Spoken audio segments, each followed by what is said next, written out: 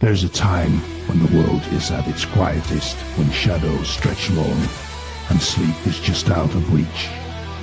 It's the hour of restless souls, of whispered stories, of thoughts too much for the daylight. Welcome to Hour of the Wolf, where we dive into the stories that keep you awake. We're the renegades with beards on our chin. Lou and Darren, where do we begin? Broadcasting loud from the midnight den. Hour of the Wolf, we strike again. When hearts beat and the wolves prowl. The family, the community, the truths about being in a wolf pack. Stay with us if you dare.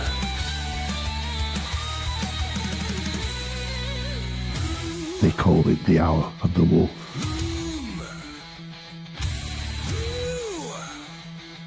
We're the chosen ones. Join the pack, howl at the moon.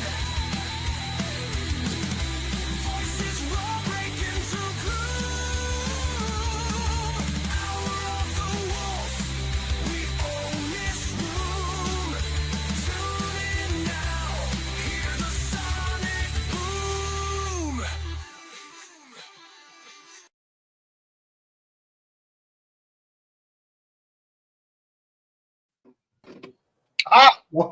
Oh, we're back, everybody. We are back. We are live on the YouTube. We are live on the Facebook.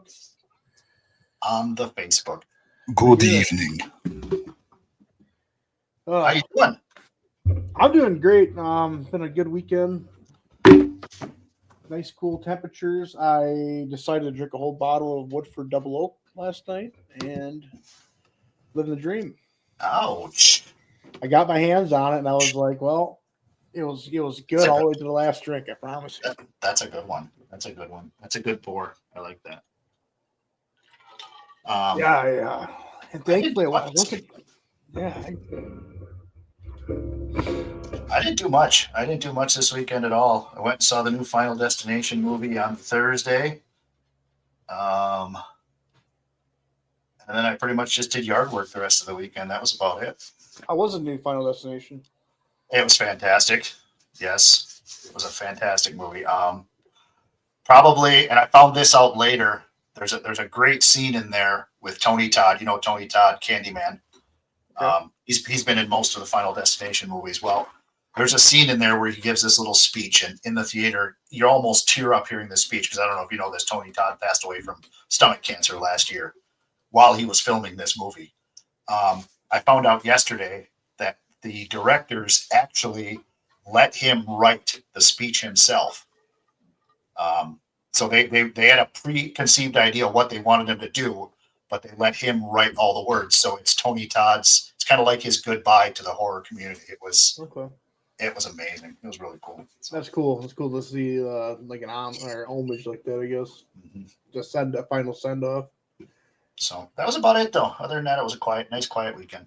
Yeah, yesterday we had. Well, yesterday I took the side by side up to Cornell in the morning. Dropped that thing off. Came back home. Then we had my niece's first birthday party yesterday, so that was kind of fun. Oh, now her and Wyatt both share a birthday, don't they? Do they Yes, share a they birthday? do. Or the same Yeah, day? same exact day. Yep, That's awesome. May 16th. That's awesome. So yeah, I got to spend time with Wyatt, but he's very social, very outgoing. Good for Yes, him. I know that about Wyatt. Yes.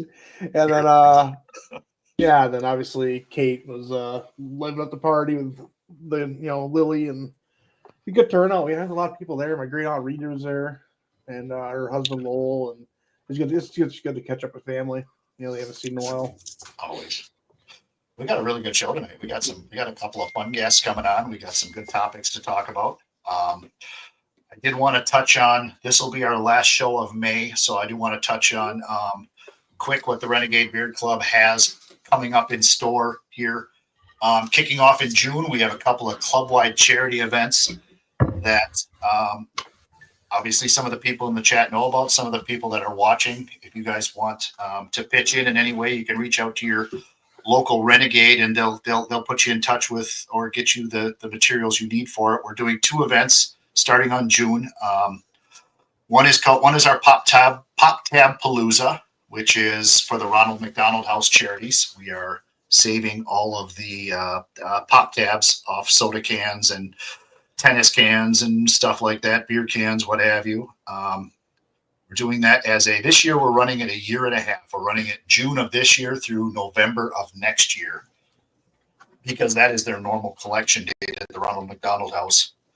And then our normal, as we continue going on with this, we'll be running it January through November every year. So we got that. We got the Pop Tab Palooza. So if anybody out there wants to help collect pop tabs, reach out to your favorite Renegade, other than me, because we know everyone, probably everybody's favorite. Reach out to that one. There it is. Look at that. That looks sweet. And we'll get you in touch with a canister or with the flyer to put on top of that. The other event we're doing is the Renegade Give Back, which is a 4-month challenge. We've challenged all of our members to 20 hours of community service, 20 hours of giving back in some way to our community in any way we can. Which we're shooting for roughly about 5,000 hours of volunteer service over the course of that 4 months. That's what we're shooting for. That's our goal. Should be an easy accomplishment. We should be able to really eclipse that with the number of members we get back. But that's going to be anything from coaching youth sports to cleaning up a highway, cleaning up a park, helping put flags on headstones during Memorial Day weekend, stuff like that. I suppose that falls just before June, but we're starting to count stuff. We've also included donating blood, so we're going to count donating blood as part of our Renegade Give Back. So lots of fun stuff coming up, lots of exciting charitable events to kick off and get the Renegade name out there and show the community what we're all about. I'm excited. Lots of good stuff. Yeah, I'm really excited with the pop tabs. Because you have a head start. I have a big head start. Yeah, so Nordic Lanes and Westview used to always donate their pop tabs. So it's just been a habit for my dad to take the tabs off and throw them in a cooler. Now we got 2 full bags right now, like gallon bags full right now, and then we have like a 18-pack cooler, about 3/4 full already. So we're good to go. We're got a great head start. Yeah, we got professionals helping out. You know what I mean? So, guys who are collecting, in case you haven't seen this, not all of there's a handful of Ronald McDonald houses in the United States, at least, that do not collect the pop tabs anymore. There's one, I believe it's Washington, actually collects full cans now. And there's a couple that don't collect them at all. They've just stopped that program. But what you can do in those cases is you can still collect the pop tabs or collect aluminum, bring it to your local recycler, and then have the recycler cut the check directly to the Ronald McDonald House. So I've heard a lot of organizations will do that. So that's another option. That's all I got, Louis. That's club business for today. So yeah. Well, I guess we will hop into the guests here. First guy we'll pull up here is Greg Fisher. He owns veteran-owned business Burn Pit BBQ out of Wisconsin, based out of Racine. The guy is a gentleman and a scholar. Here's Greg. How's it going? Good. How are you, sir? Good. Thanks for having me on. thanks for thank coming you. on. Yeah. And then the other guy we're bringing up is Southern Delta Q, Neal Jones. What's going on? What's up, Neal? A little Arkansas in the house now too. Yeah. Little Welcome in, Arkansas. Thank Welcome. you, sir. I'm glad to be here. So let's start with you, Greg. You give us a little bit about Burn Pit BBQ, if you would. Tell us what you guys specialize in, and give us a little history of the organization, if you would. Yeah. So we're Burn Pit BBQ. We started about 5 years ago, and we're really all about the backyard barbecuers. So the guys that are doing it in their backyard for their friends and families. We started off as like a blog where we just shared recipes and tips and things that we were doing in the backyard, and then we just slowly developed some products to go along with that. So we have rub sauces, seasonings. We do a podcast as well. We do we share what we're doing in the backyard, and then we also share what we're learning. We do have some guests on, like we just had Stephen Reichlin on talking about, grilling on or cooking on the griddle with his Project Griddle book. We talk anywhere from barbecue and pizzas to, pork shoulders and more of the traditional stuff. So yeah, we just got a lot of things going on, and happy to talk barbecue at any time. I will throw a little plug in there. I've probably gone through 3 bottles or 3 containers of your Sweet Heat. It's a top seller. That is one of my absolute favorite things to put on just about everything. I love that. So I appreciate that. Thank you. Thank you. So Neal, tell us a little bit about Southern Delta Q. So Southern Delta Q, I've been smoking and grilling for about 17 years. And then last year we decided to go ahead and make it a thing. So last August, we made it a LLC and tried to get a trailer going. And we hit a few roadblocks, and here we are where we are now. So we're going to start doing some pop-up events, and we'll see if we can get this thing kicked off.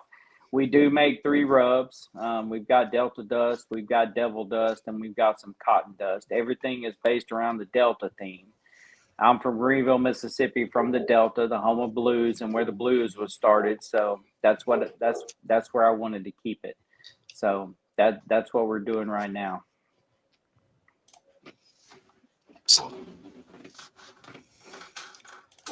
Awesome. So off the rip here, I have so many questions for barbecue. I love cooking. I actually just Go ahead. One of my favorite things I like to do is I take flank steak and I throw them on a smoker. I like the garlickiness of Hardcore Carnivore. One of my favorite rubs I use. So I take the flank steak. I used to use a Wagyu tallow for a binder, and then sprinkle it on. I go 180 for an hour, and then I just hot sear, and I use that I cut the flank steak up, use it for sandwiches. Okay. And I think flank steak done like that is a hidden gem in the barbecue community because it's so tender. It's like, for me, it's always brisket tender. I absolutely love it. Is there a cut of meat, in your guys' opinion, that you guys think is like a diamond in the rough, not used enough? Go ahead, Greg. Yeah, I was gonna say I love a good chuck roast. If you do it right, like you were just saying, the flank steak, it comes out real tender. If you do a good chuck roast, just like you would do a brisket, like you'll get that same type of tenderness, that same type of flavor. And then also, I like to cut that up and put it in my chili sometimes. So a lot of different options. I'm a big fan of chuck roast. If you can find it, locally cheap, or get your own cows butchered like we do around here. That's one of my go-tos, and I probably cook it, at least once or twice a week. Yeah. So mine's going to be picanha and flat iron steak. So the flat iron steaks are cheap. They're easy to cook, hot and fast. I mean, on and off, you're in and out within 3 minutes, and it's a really good cut. Picanha, people just don't know. Yeah. How do you do your picanha? I am a big advocate of picanha. I will take a cut of picanha over a New York strip every day. Hey, I completely agree. So I cut mine about 1.5 inches thick. I leave that fat cap on. I go ahead and skewer it up and run it both sides. And I put them on the PK. I've got grill gates on a PK, and I run those hot and fast, a little over 600 in about 3 minutes each side, and pull them, and it's just the best thing ever. So just for the people listening that don't know what the picanha gives you, it's a very lean cut, but it gives you the flavor profile of like a ribeye. So it seems like it has the fat content, but it don't, but that's why you leave that on there. So if you've ever had a sirloin steak and you've had that flavor, but everybody knows a sirloin has a little bit of a chew to it, the picanha doesn't have that, but it has that really strong sirloin taste to it. And it's really beefy, and it's got a really good taste to it. So picanha is one of the most slept on that people just don't get, and it is awesome when you get it done right. That is That a made my- really, that that is a absolutely- really hard one to find here. That I made my do, day. I do not see that often. Mhm. No, picanha is very, very good. And they're just quick and cheap and down and dirty. I'm telling you, those little Yeah, you can flat get a iron picanha- you can steaks get a don't picanha sleep roast. on them. Yeah, you can get a picanha roast for like $28, I think.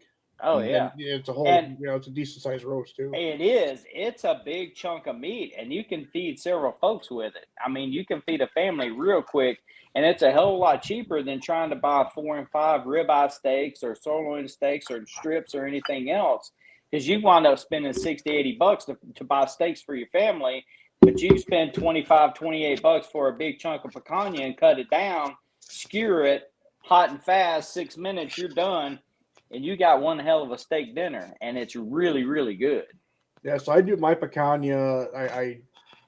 I do like 2 hours at 180 on the smoker, just to let it kind of render itself down a little bit. All right. And then I take it off. I get the grill as hot as hell. Like close. I'm not gonna say hot as hell, but it's All pretty right. damn. It's pretty close. Yeah. I So get you're cleared doing up. a revert.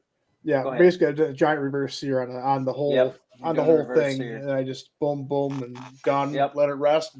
Eat it. It's the best. That's for me. Yep. That is one of my favorite cuts, and I didn't even know what it was because I went to a Brazilian steakhouse one time in Indianapolis, and they kept on bringing us this cut of meat. I was like, man, that's really good. Like, no, that's really Yeah. New York. I kept on thinking it was New York strip because I had that big fat cap on the back, and Yep. I asked before I went, like, no, we use picanha. I was like, what the hell? Like, what? Like English? Like,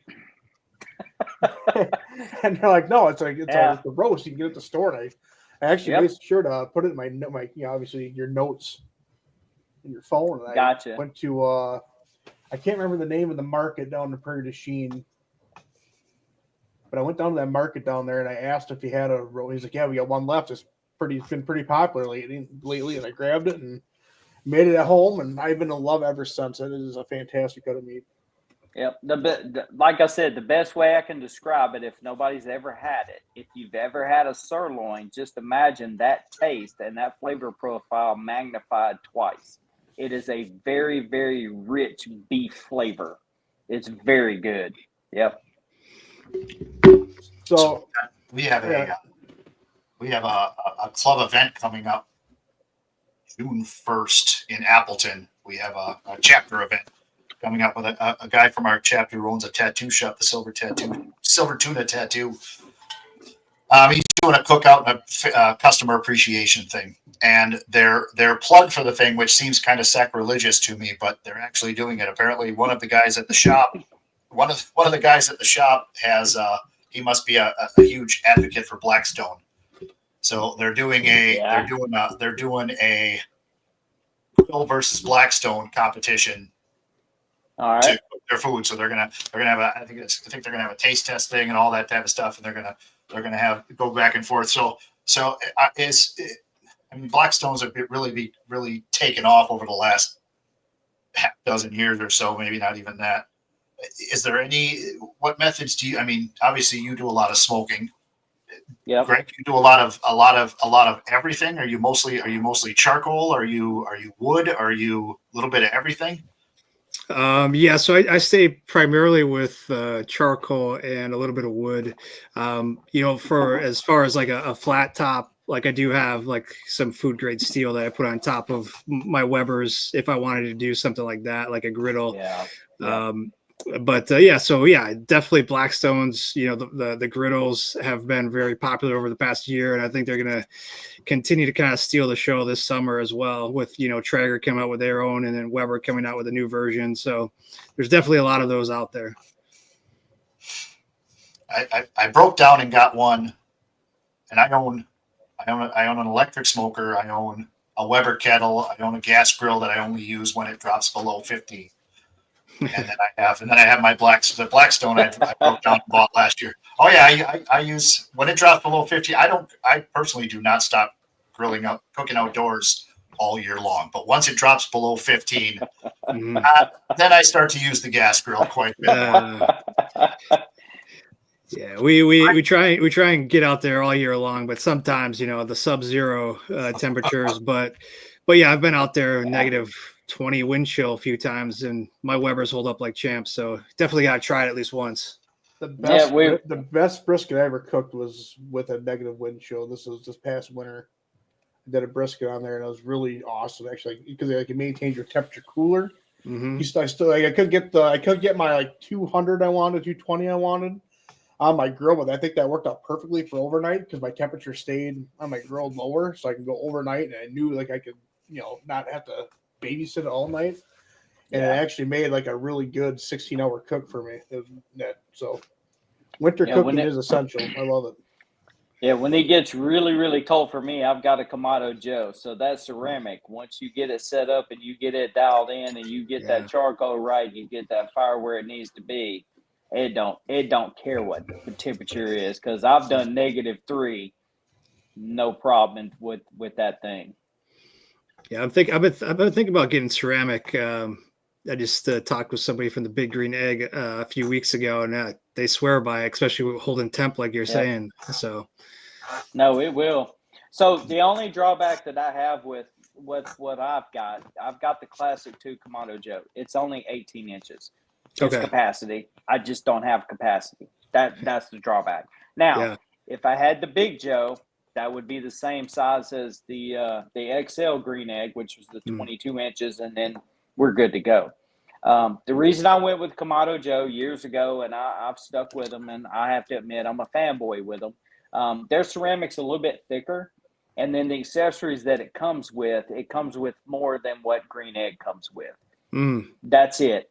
I'm not knocking Green Egg. It's a very good product. It all comes down to money. You get more for your money with Kamado Joe than you do with Green Egg. And that's it. I mean, Green Egg, it's the same. It's just not as thick of a ceramic. And if you check them, you'll see what I'm talking about. But I'm telling you, these ceramic grills, I've always told everybody for years and years, is one of the best pieces of equipment that I've ever bought because you can cook low and slow. I'm not lying. If you get that charcoal lined up right, you put the big chunks and the medium chunks and then fill back in with the small chunks, and you get it lit and get that plate setter in there and you get those vents turned down, it'll run for 18 hours, 20 hours, and you never have to add any more charcoal to it. Yeah, that's what I hear. It's a true story. It is one amazing machine for sure. And you can do anything. And then the very next day, you can turn around, pull all that off, flip the plate setters, put them on top, put a pizza stone on there, and you can make you a pizza at 800 degrees all day long. Oh yeah, it is real. That dude will get screaming hot if you open all those vents and you get enough charcoal in there. It'll go. I actually blew out a thermometer on one of mine. I grilled some chicken. I thought, well, this thing needs to be clean, so I just opened the vents and let it go. And I went and mowed, and I came back. And that little thing in the back of your head is like, hey, you need to look at that. And I looked at it. Yeah, it was gone. It went past, it completely went past 1,000 degrees. It blew out the thermometer, and part of the felt actually stuck. I had to lift it, and when I did, it was solid white. It looked like Christmas on the inside. Hey, but it was clean. It cleaned the hell out of everything, but it blew my thermometer out. But hey, they covered under warranty. That's good. I took it into a local dealer, and I said, hey, this is what happened. He's like, well, here's a new one. Oh, good. Okay, cool. Yep, it worked out well. But it's a very good machine, but the only drawback to any of those, it's capacity, because you only get so much. It's just like the Weber kettles. You know what I'm talking about. Yeah. It's all about capacity. You know, that circle is only so big. You can only put so much meat in that circle. Yeah. And then you're out. Yeah, for sure. So we got our first question. This one is for Neal. Sorry, I lost my spot.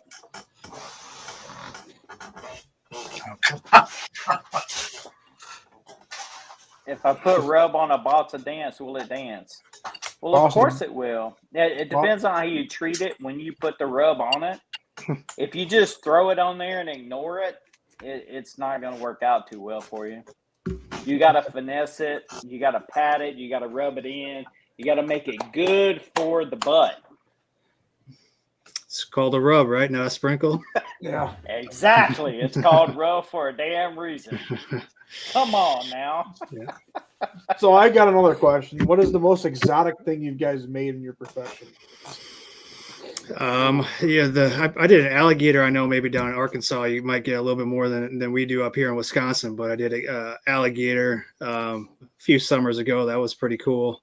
Yeah, no, it was probably like a 6 pound. I don't know exactly, but it fit on a nice barrel smoker. So Yeah, I'm gonna have to be the lame duck in this one. I haven't done anything exotic. No, Just I haven't had an opportunity, haven't had access to anything like that. So not me. Mine's all normal. It's cow, pig, or chicken. Venison. Tell the truth. mhm. One thing I learned is the venison's a very big thing up here. Yeah. Well, Do- go ahead. No, I was just gonna say, yeah, I got some venison in the freezer here. Just did some steaks not too long ago, venison steaks, and yeah, around here, did some bear before, venison, but elk, kind of that type of wood type of stuff. But yeah, the alligator, the gator was probably the most exotic I've done.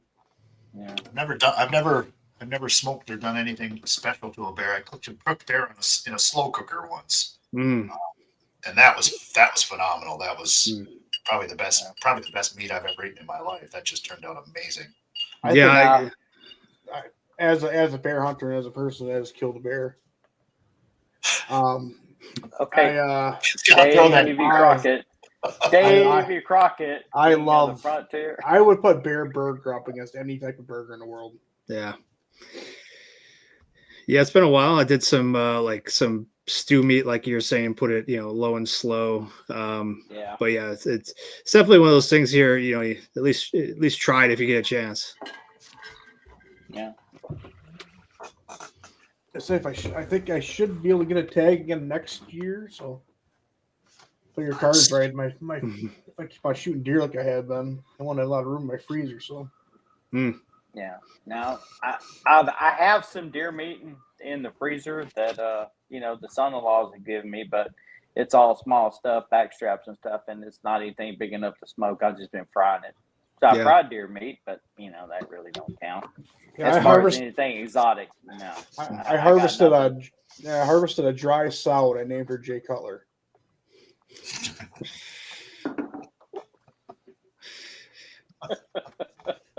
We got people jumping in the chat that I've never seen before. We got Holy Smoke Barbecue Team. Yep. Welcome in. That must be. Yep, that's one of my boys. That's Dylan. The He's goddess a good Carrie. dude. He's down in Georgia. Okay. Well, come on, Holy Smoke. Let's see. Get some questions for the team. You're another one of the professionals. Let's hear what you got to throw at these guys. So staying on the wild game topic for you, Greg, what's your go-to for venison? What's your go-to way to cook venison? Venison steaks or venison anything? Yeah, I mean, typically kind of hot and fast. So, I like a good marinade as well. Sometimes, like I typically don't do that with like a beef steak. So sometimes with a venison steak, I'll marinate it overnight a little bit. But just keep it seasoned. I do have a Fish and Wild Game seasoning that I like, but otherwise salt, pepper, garlic. Keep it real simple, hot and fast sear, and then maybe do like a compound butter with some like rosemary, some thyme, some black pepper. Put it on top when you're done, and then eat it like you normally eat a steak. Yeah. Then I've had people ask me, if I brought you a leg quarter, what would you do with it? So I would season it up and I'd get some smoke on it. And once that bark set and it started to tighten up, then I'd put it in a pan with some vegetables and onion and stuff and a little bit of beef broth, and then I'd cover it and I'd just run it till it fell apart. That's what I would do with a leg quarter or a shoulder or neck or whatever they got. That's what I'd do with venison because it's too lean. It has no interconnective tissue or any of the muscle that any of the fat and stuff that you get out of pork butt. So you're not going to get a whole lot of that, and you don't want to dry it out, and then you just wind up with beef jerky. So, Greg, you eat deer heart? I have, but it's not something I regularly do. Okay, I know I have a buddy who does my buddy he smokes his cold smokes his Nope. deer heart, and then he does slices it up and fries it on a pan. Yeah, He yeah, swears by that. yeah, real thin. Yeah. A little bit of butter in a pan. Keep it real simple. Yeah, I'm out. I'm out. I draw the line at innards, and I'm gonna call them innards. Any guts, I'm out. I'm not doing any guts. That's just not me. I just not a fan. See, Can't do it. I I see have something a- coming in here from Carrie about binders. Mm. The binder debate. Do we use them? Do we not? Yeah, I use binder on only one thing, and that is a whole chub of bologna. I'll use mustard or hot sauce. I don't use a binder on anything else, and nor do I spritz. I don't spritz anything either. Yeah, I think that's a good question. Yeah, I'd have to agree with Neal. I've moved away from binders. When I first started, I was doing like a lot of yellow mustard because that's what I saw in like all the recipes and stuff. But once I moved away, you really you don't find that much of a difference. You really So don't. you could but I don't think you're going to get much more than you'd already get from whatever seasoning you're putting on there. So yeah, I could go either way with it. But I've used mustard. I've used hot sauce. If I did some beef ribs and I use like a hot sauce binder, gives you a little bit of heat. But otherwise, maybe a little bit of olive oil I've used sometimes. But I try and keep it just using the rubber seasoning that I'm using. Yeah. So I will tack on to what he says. So any extra binder outside of mustard, and this is the weirdest thing with mustard. If you use it for a binder, you don't taste it. Who knows why? It's science. I'm not that guy. I don't know. But hot sauce or anything else, it works. Now, here's another debate that everybody says, well, you put mustard on it because of the vinegar in it. It tenderizes the meat. Well, when you first take it out of the pack and you put mustard on it and you wait 30 minutes for the rub and everything to sweat in before you put it on the smoker, it's not doing anything. But here's the huge but. If you take the mustard and you water it down with either water, chicken broth, beef broth, whatever you want to do, and you water it down and make a slather out of it, and then you put it all over your ribs or pork butt or whatever, and you put it in a tub or on a tray, pan, whatever, and you cover it. If you put it in the refrigerator and you let it sit for a period of time, overnight, the next day, 24 hours or whatever, then yes, it will tenderize that meat. But for what I do, I'm ripping stuff out of the pack, I'm patting it dry, I'm putting rub on it, letting it sweat in 30, 40 minutes, and I'm putting it on the smoker. I don't ride meat overnight or anything else. So those are the two camps that a lot of people don't understand. Mustard does work as a tenderizer. Yes, it's a proven fact. It is a real thing. I don't do it. But as far as just putting mustard on as a binder and then putting rub on it and throwing it on the smoker, you're just wasting mustard, in my opinion. Just wasting mustard. You're just wasting mustard. And Greg just confirmed that. It doesn't make any difference. It really doesn't. And I get it, and I know why people do it, but it is what it Funny, is. because like what Greg said when he first started doing it, and that's what everybody was telling you to do. And that's true. I mean, you go, you do a Google search for it or whatever, and how to do this and how to do that. It is a prevalent thing for them to tell you to do that right off the bat. Yep. No, and I get it. Yep. Mm-hmm. But then, outside of all this barbecue stuff, everybody does their own thing. Everybody has their own flavor profile. So what I do is completely different than what Greg does, I assume. We probably do the same type stuff. But at the end of the day, I can make something, he can make something, and somebody's going to like his stuff, and they're going to hate my stuff. Mm-hmm. The flavor profile is there. The other thing that has come up is the whole competition barbecue. Competition barbecue is so far off in left field, it is not what Greg and I do. We're making barbecue to eat. Like he said, we're doing backyard barbecue. competition barbecue, and this is where people have gotten, I guess you'd call it confused because they think it's the same. It is not the same. They're doing a one bite challenge in competition. If Greg and I made competition ribs or competition pork butt or competition brisket, you're not going to sit down and make a plate of it with some sides and eat it. You're not going to like it because by the third, fourth, fifth bite, you're like, yeah, this is nasty. I don't want to eat this. It's too, and see, he's laughing because he knows I'm right.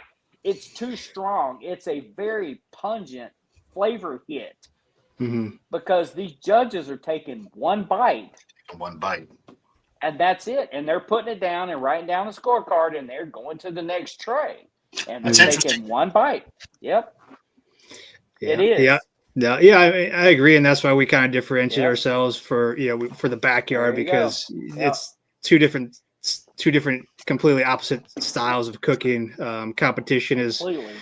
I think you're looking more, sugar, butter, fat, in one bite than you might get in like a whole rack of, ribs if you were doing them Yep. in the backyard. So, yeah, it's definitely, there's an art to it and a science to it. Just totally different from when you're trying to cook for, your family or people that you're cooking for in the backyard, or if you have a business and you're trying to feed a bunch of people, you're not going to cook it the same way as you would for, a competition. Makes sense. Oh, Makes yeah. perfect sense when you It makes perfect sense when you say it that way. Yep.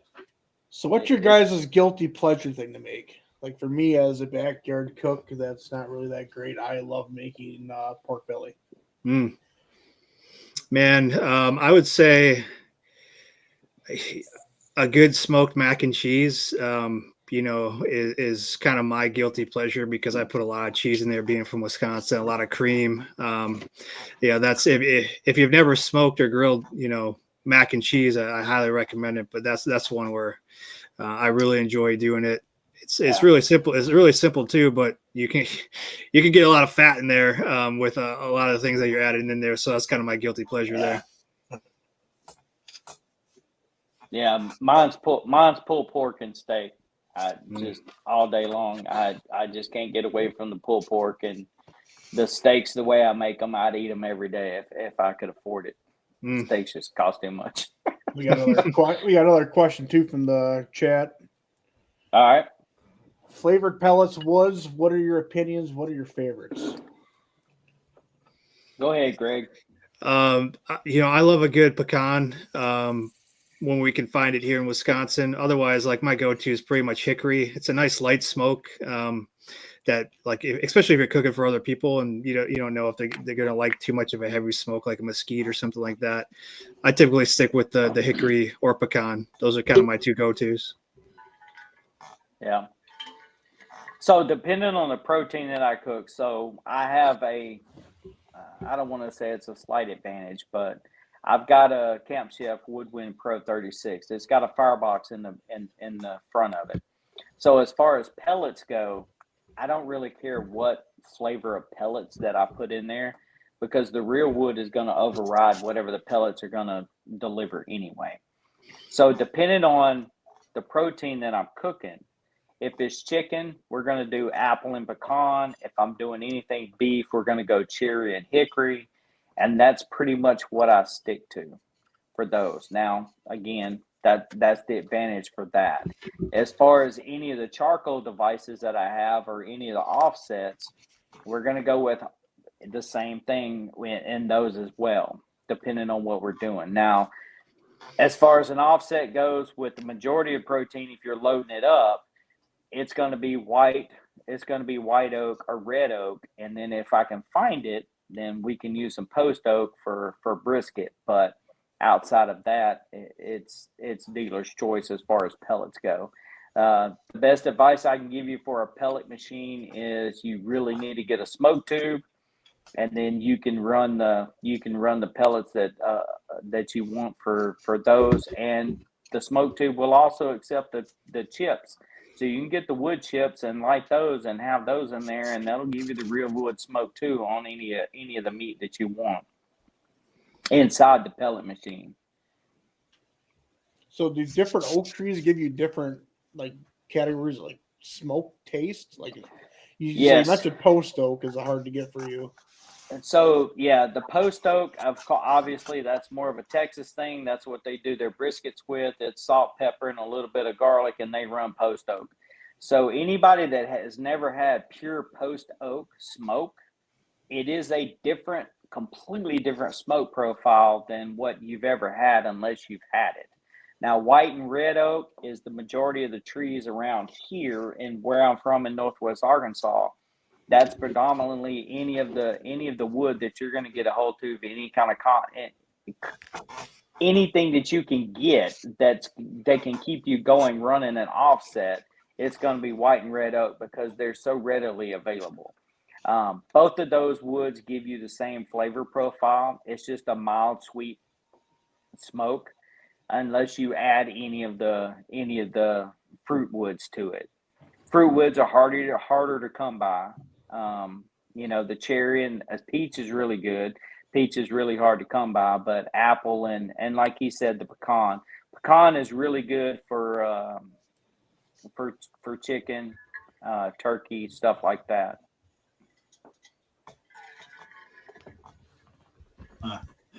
Yeah, I don't think I've ever seen a bag of peach wood at the. Believe It's it or very hard. not, Yeah.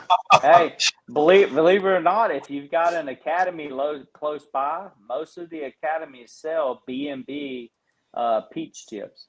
Really? And yeah, and it's really good. They are really, really good. That's a good tip. Yep, peach is good.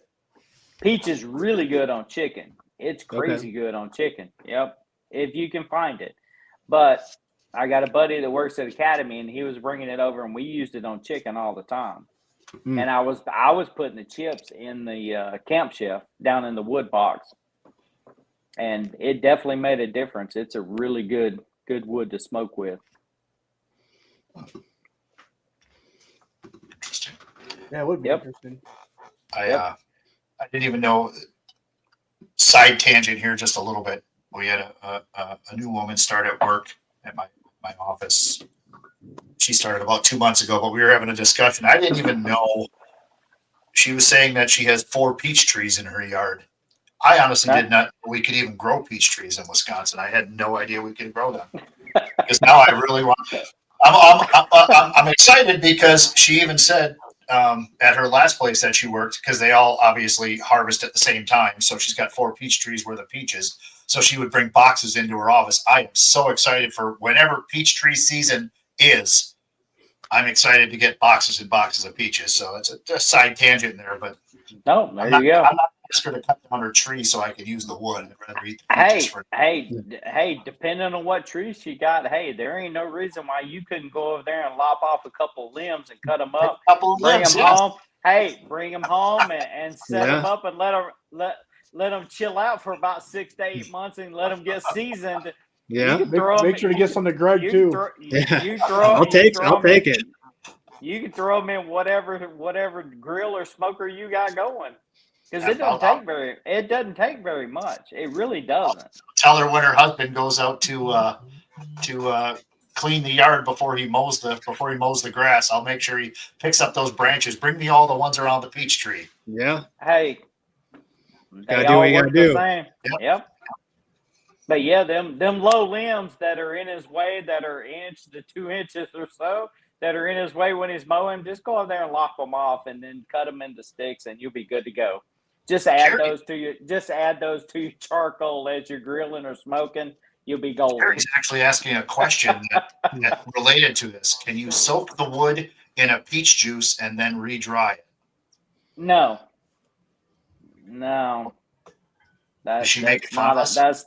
That's not a thing.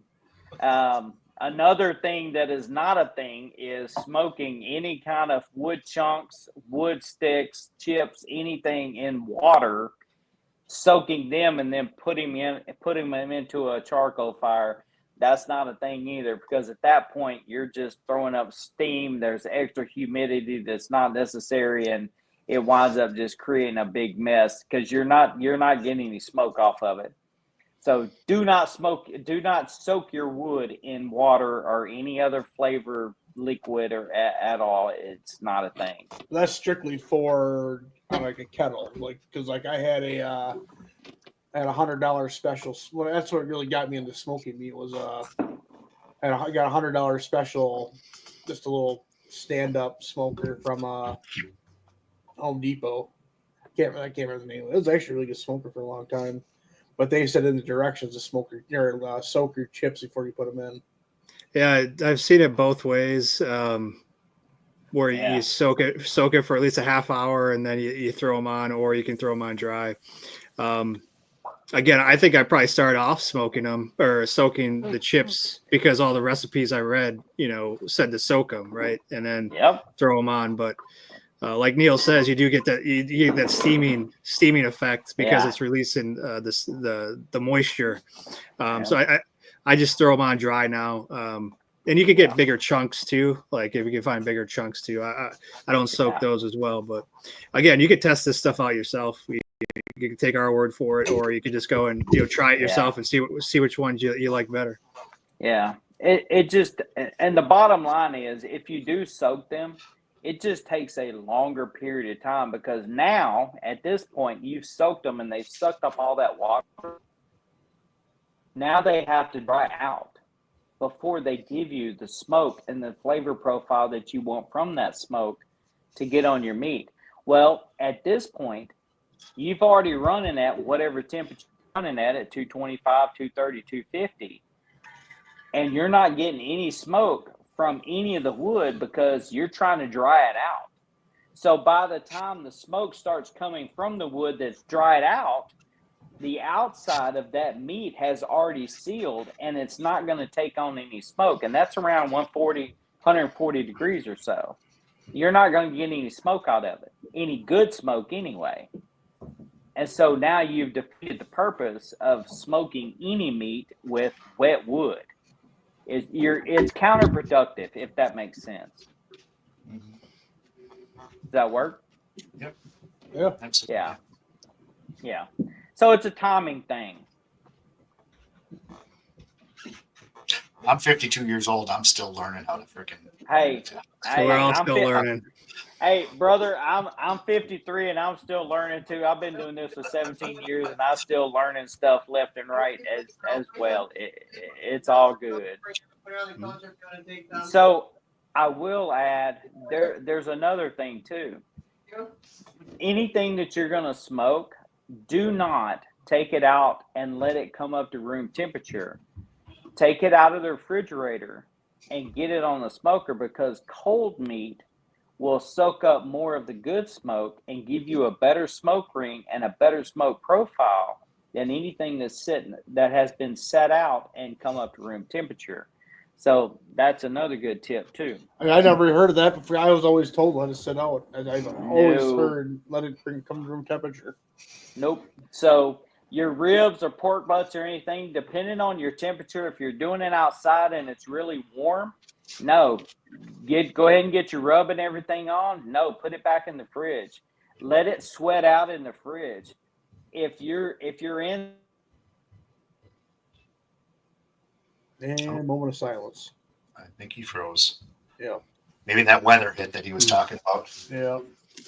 Yeah, I think what Neal was saying is true with the larger cuts. But for yep, there he is. There he is. All four boxes just started spinning. I think I had internet issues. Yes, you did. Yeah. We lost you a little bit ago. Are we back?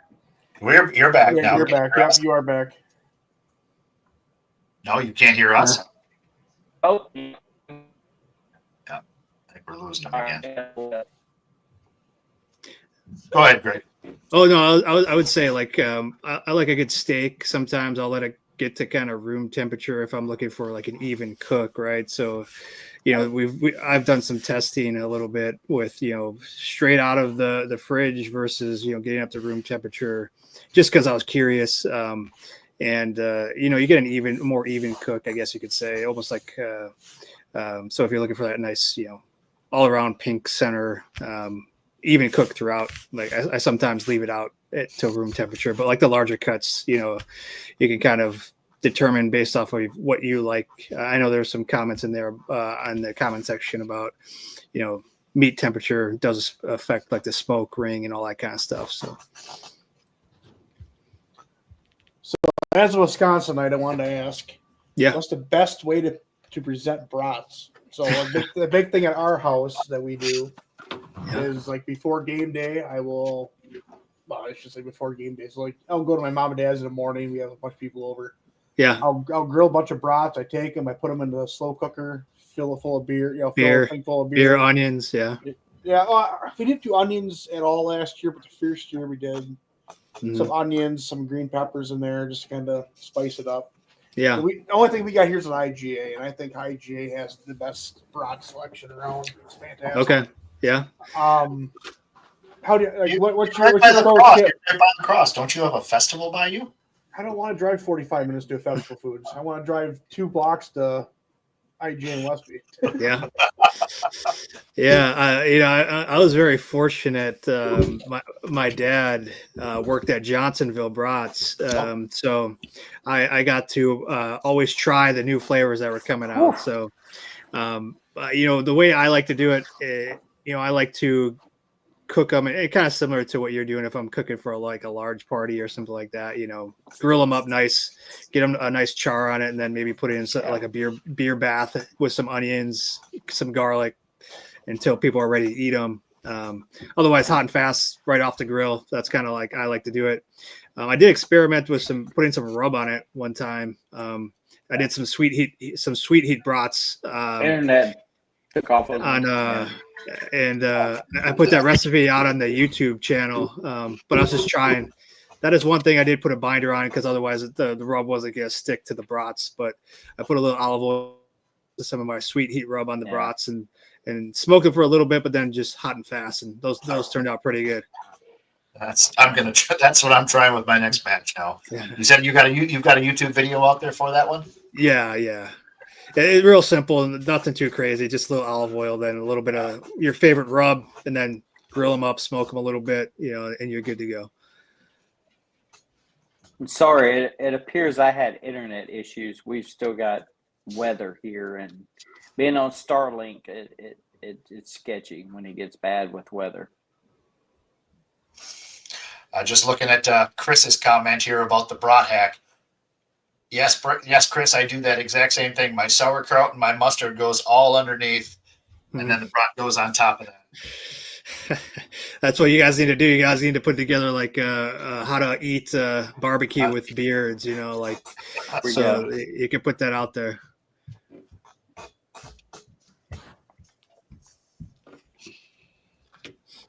Sorry, I was looking at the chat. Yeah, I'm seeing it. Yeah, we tried to wrap up in about an hour for the show, so we're kind of encroaching on it anyways.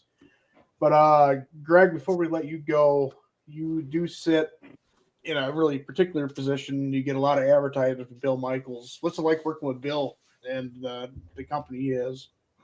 So Bill's a local sports radio personality.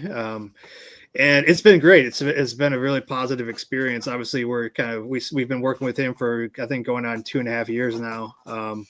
But he was very involved with the Fisher House, which is a veteran kind of nonprofit organization, and that's how we got hooked up. Was we did a fundraiser for the Fisher House, and he just happened to be there, so that's how we got connected. So he's a big supporter of veteran-owned businesses as well as the military community.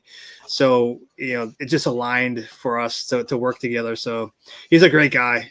He does so much behind the scenes to help the local state of Wisconsin veterans and other nonprofits that serve veterans and first responders. He does a motorcycle ride every year where they raise money for the Fisher House, and he's just always giving back. So that's kind of how we hit it off, and it's been great work with him. It makes it really easy for us to advertise with him because of that. Plus, he enjoys our products, so that makes it worthwhile as well.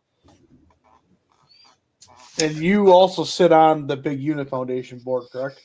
Yeah, so he's been on the board for the Fisher House for as long as he could be. So now he has to transition off the Fisher House board. So he still wanted to find a way to give back. So he started his own foundation. which is called the Big Unit Foundation, and I'm one of the first board members to be a part of that. So another way for us to continue to give back to local veteran nonprofits, as well as local veterans through in-kind donations and things like that.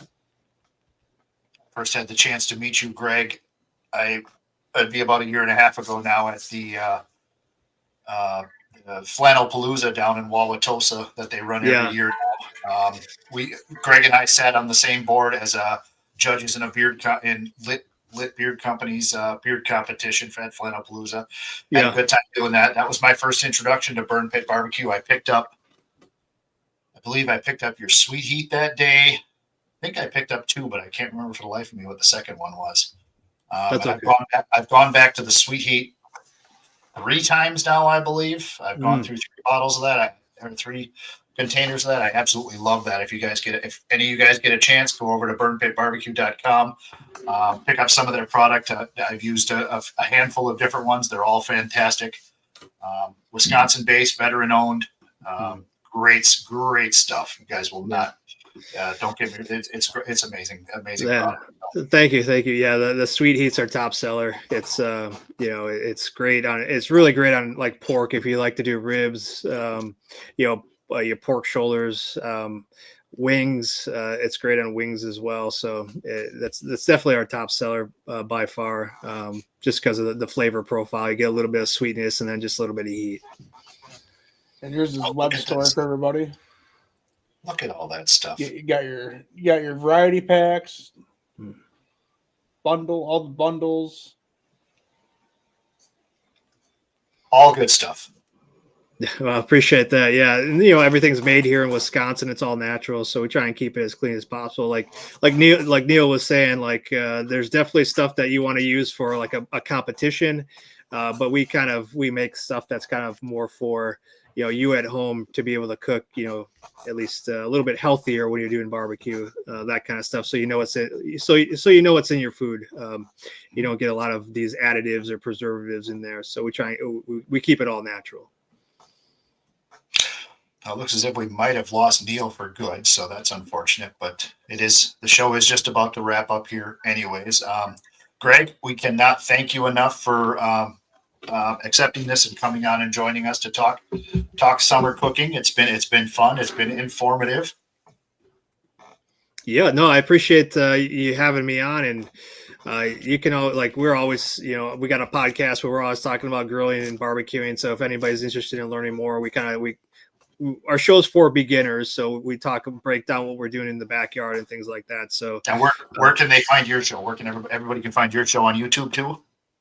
So if you just go out to Burn Pit BBQ, we put our podcast out there, as well as it's called Grilling to Get Away because that's why we do it. We want to get away from the stressors of life. So, you can find us on anywhere you get a podcast, Apple, Spotify. Otherwise, you can just go out to our YouTube channel. Facebook is Burn Pit BBQ, and then Instagram is Burn Pit BBQ guys.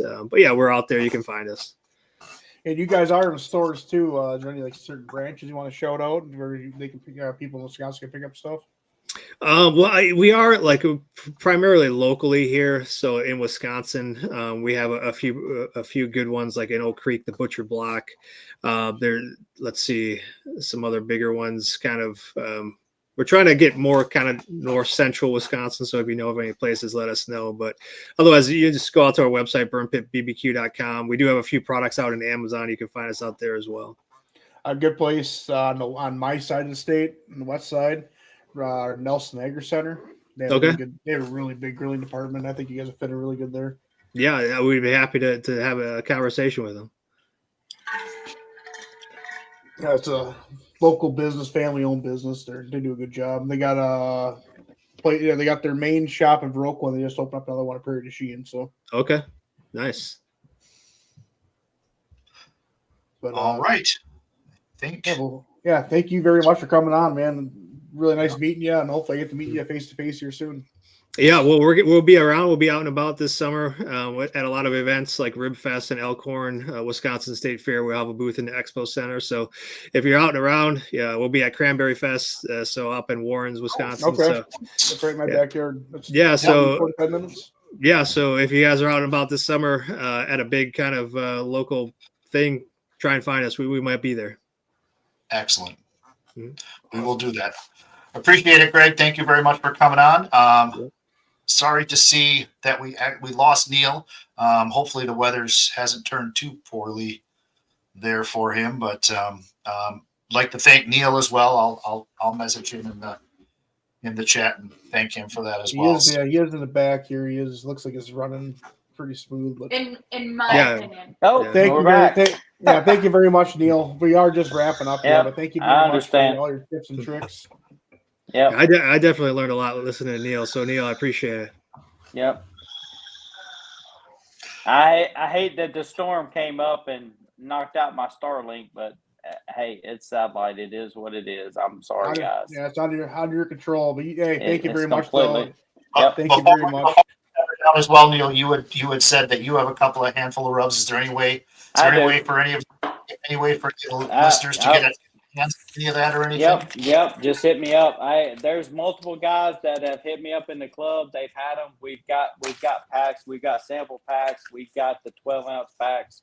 We've got them all. We've got the big ones too. So we're doing it all. I've got a basic rub that goes on everything.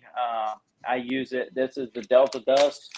We use it on pork and chicken. And then I've got a Devil Dust that is the Delta Dust that is kicked up to an extreme hot level with jalapeno and cayenne. And there are several guys in the club that have had samples of those. And then my Cotton Dust, it's SPG blend with a little kick of butter on the back end. So Nice. I do Those have are those three, and we're trying to get those going. Like I said, we're new to this game. I'm trying to get it going, and yeah, we'll get there eventually.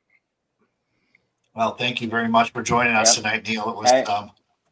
very informative. I learned a All lot. right. I really Good did. deal. It was- I appreciate it. All right, thank you very much again, guys. Yep. All right. Thank you, you. gentlemen. And I hope That was everybody here fun. learned. I learned a lot. I had a lot of fun. I did too. Coming up in 2 weeks, I don't have the date in front of me. We have Andrew Orton, who will be, as part of his team, is hosting the Beard America contest down in Kentucky on the weekend of July 25th, 24th, 25th, 26th, somewhere in there. Beard America competition. So we'll have Andrew Orton. We're going to talk about the competition. We're going to talk about Kentucky. We're going to talk about beards. We're going to talk about the Jack Link Sasquatch. You know what I love? I love how we give Ken PTSD. Yeah, 20 likes here. Not seriously. Ken, You know what? you're gonna get the song then, anyways, buddy. I was gonna be a nice guy and throw you a bone. Ken is the best showrunner, and he's not even a showrunner. That's fantastic. Yeah, but Thanks, Ken. Sunday, June 1st is our 9th episode. Sunday, June 1st. Okay. Sounds 7 good. p.m. That's- start time, and yeah, I'm excited for that one. Andrew has done so much for us. It'll be fun to have him on, talk about what he's Yes. got going on. Yeah, he's a great guy. I'm looking forward. I am extremely looking forward to heading down to Kentucky for the beard competition. Should be a fun time. So thank you everybody for tuning in. We had a nice sized crowd in here tonight. Lots of participation, lots of new faces. God is Carrie. I saw a couple of different barbecue places at Kelly Belly's Backyard Barbecue, Texas Barbecue Hub. We had a lot of new faces bump in here tonight. Holy Smoke Barbecue team, lots of thank you for coming in. Thank you for joining us. Please like and share the channel if you would. Even if you never tune in again, which is almost impossible, because who does not want to look at these two beautiful faces every 2 weeks and then hear this intro song? I mean, this intro and outro song right there is worth the price of admission. So Yeah, that's right. But yeah, see you guys here in a couple weeks, and Sounds everybody have a safe Memorial Day. Go out and visit your loved ones and enjoy the long weekend. And yeah, just like that. take care of everybody. Thank you. And Ken, get the chat to throw some flames up. I'll throw the song on. Good night.